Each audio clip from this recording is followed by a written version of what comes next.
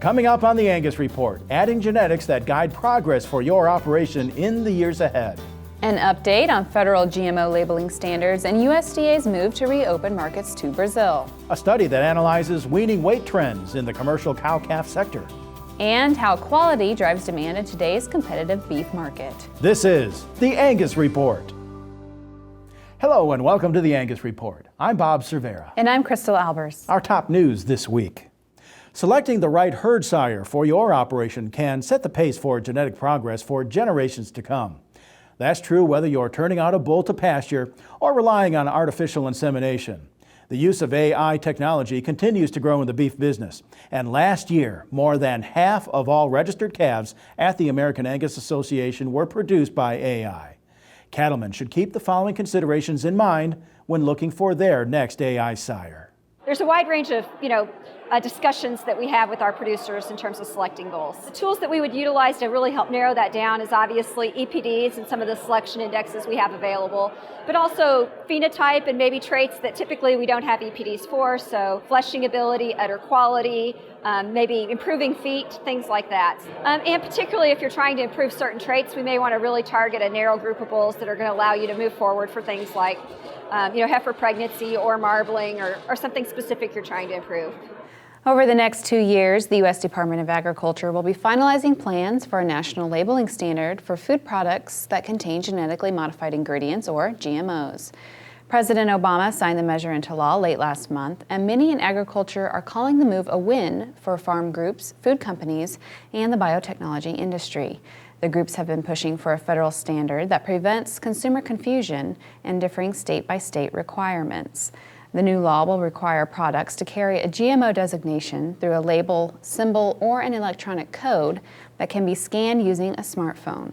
The federal legislation's urgency came after Vermont became the first state in the nation to establish GMO labeling standards, and supporters say the new law will ensure national consistency for GMO identification practices. The years ahead will determine the specifics of the new law and how quickly food manufacturers will have to implement GMO labels. In a study of the commercial cattle sector, David Lalman from Oklahoma State University says the industry has greatly improved the post-weaning phase of production, including yearling weight, carcass weight, and marbling over the past 2 decades.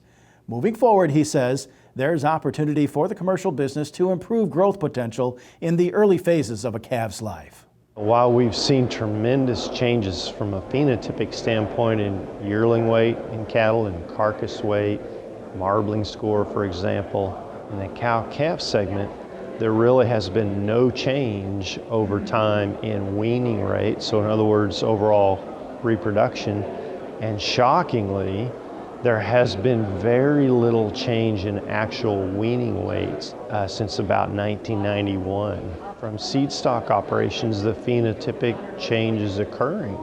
If you look at Angus adjusted weights for bulls, they're increasing at the rate of about 2.6 pounds per year, adjusted weaning weight. So it's going up. Angus heifers is about 2.1. But I think this commercial cow-calf segment needs to shift more in the next 20 years to a little bit more of a focus on minimizing cost. Lalman presented his findings during the 2016 Beef Improvement Federation Annual Conference earlier this summer. Visit bifconference.com to learn more.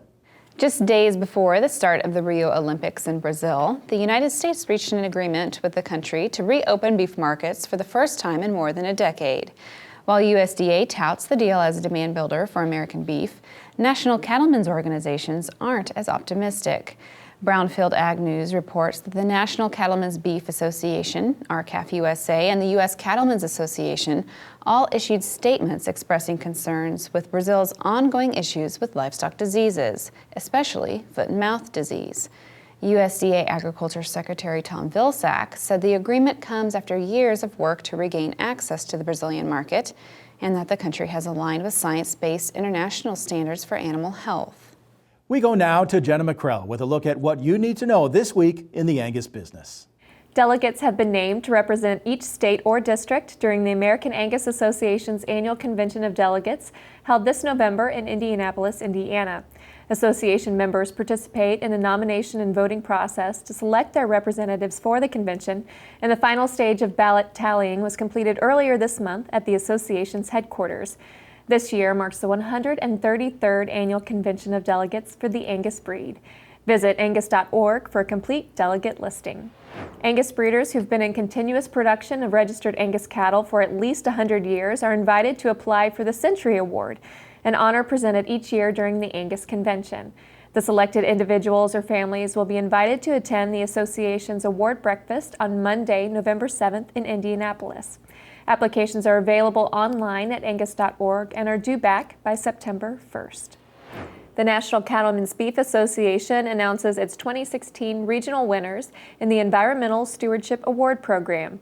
Now in its 26th year, the program recognizes cattlemen and women for their commitment to serving as stewards of America's natural resources. Included within the elite group were Angus breeders at Huntington Farm in Pennsylvania and Black Leg Ranch in North Dakota.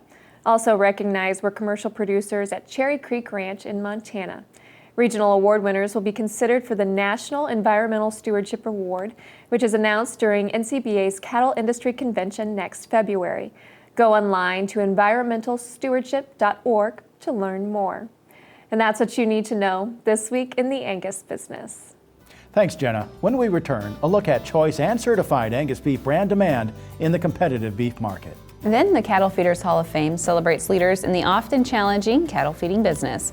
We meet this year's honorees. Visit angus.media to continue watching this episode of the Angus Report.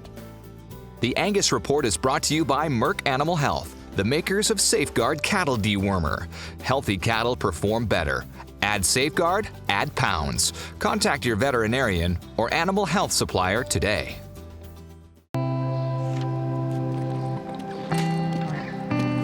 This isn't a 9-to-5 job. So when you check the pens one last time, put away the tools, and make sure everything's ready to hand off to the night crew. It's not the clock that tells you the day is over.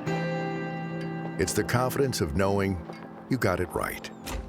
It's having one less thing to worry about when the sun goes down. So when you see the signs of BRD, choose confidence. Choose Zuprevo from Merck Animal Health. Talk to your veterinarian about Zuprevo for BRD treatment.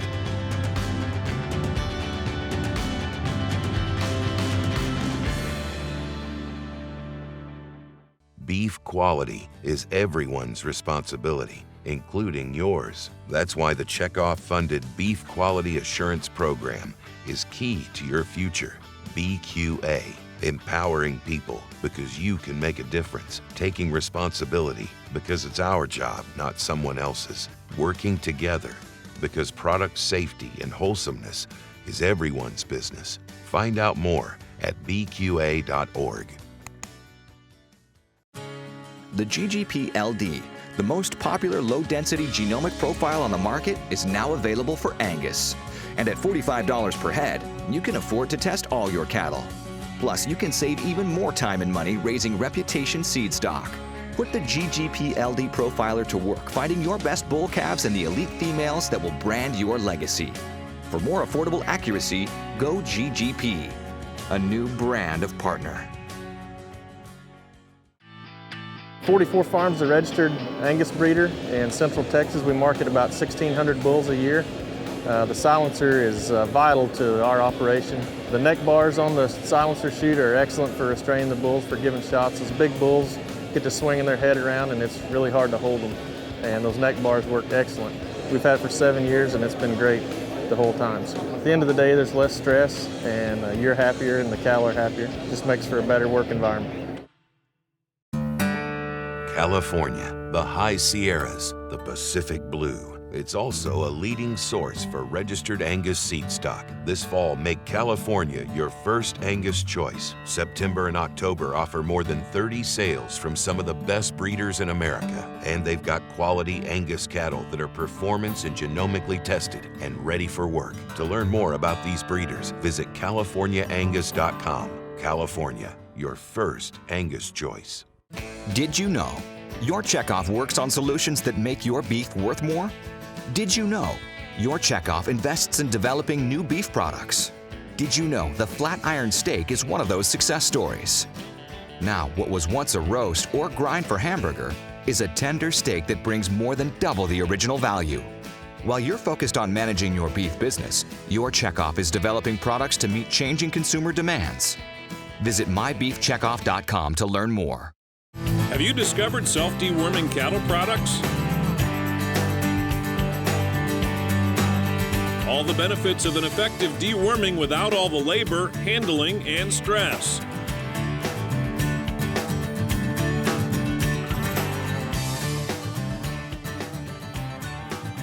Discover Safeguard self-deworming cattle products. Ask your local animal health provider or visit safeguardcattle.com for more information.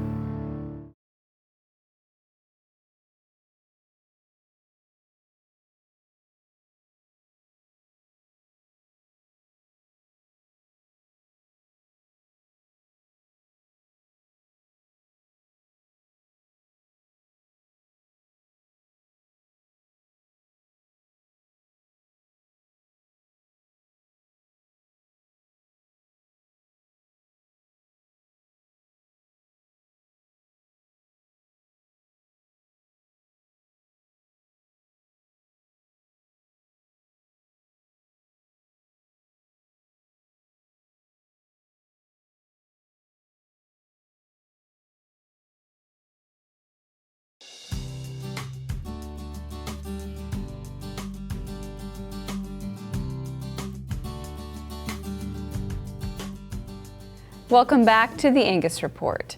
A career in the cattle feeding business isn't for the faint of heart.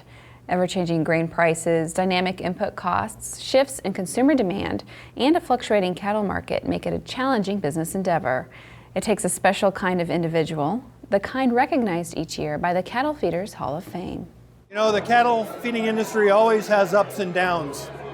And the strong, the ones that are smart, the ones that utilize all the tools that they have, stay in business and move on. And those are really the same thing that these cattle feeders that we're inducting into the Hall of Fame, that's what they did too. This year there's 2 cattle feeders we induct, and then also we induct an Industry Leadership Award and then a Industry Service Award, which is an employee of one of the feed yards.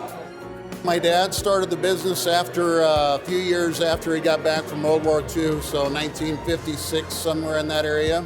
We started in a little feed yard in Elkhorn, Nebraska, and then expanded to central Nebraska and southwest Kansas. And he gave all of us an opportunity to be in the business. There's got to have a little bit of luck here. I suppose having guts and nerve and know you're going to have your tough times and trying to minimize those and trying to maximize the profitable times. Well, the first year I bought a few cattle and run them on wheat, and I doubled my money. I thought, man, now that's a good deal. So the next year I bought twice as many. 2 years later I sold them for what I purchased them for. So we just kind of went from there. We've been very involved in the cattle business for a lot of years, and we've helped a lot of people upgrade the cattle, quality of cattle that they run compared to what they used to. There's a tremendous difference in the quality of the cattle today than there was 30 years ago. We all know over time this is a pretty rough and tough business. We have great runs to the upside, and then we have major equity losses to the downside, and it's not for the faint of heart.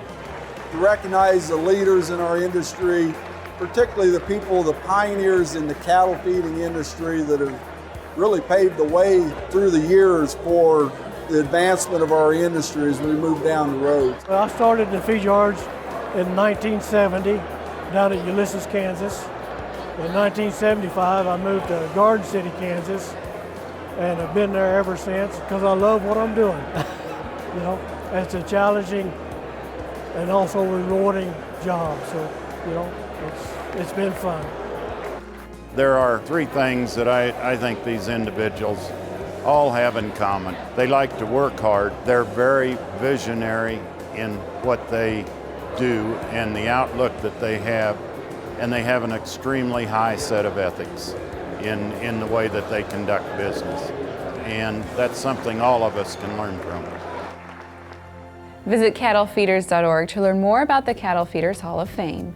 We'll be right back with the Angus Report after this. Me and my wife calve out about 200 head of first calf heifers every year.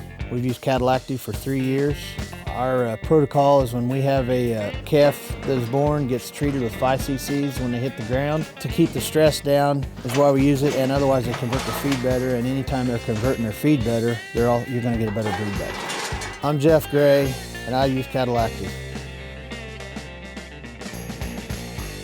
Tehama Angus Ranch is steeped in more than 70 years of quality Angus cattle. Now's your chance to let Tehama Genetics work for you, selling 140 spring and fall yearlings at our 42nd annual Generations of Performance Bull Sale, featuring ranch-raised bulls developed on a high roughage ration with lots of room to move, bred for calving ease and performance, backed by decades of data and maternal selection. Join us Friday, September 9th in Gerber, California. Bid online at liveauctions.tv. Horn flies cost cattle producers nearly $1 billion a year.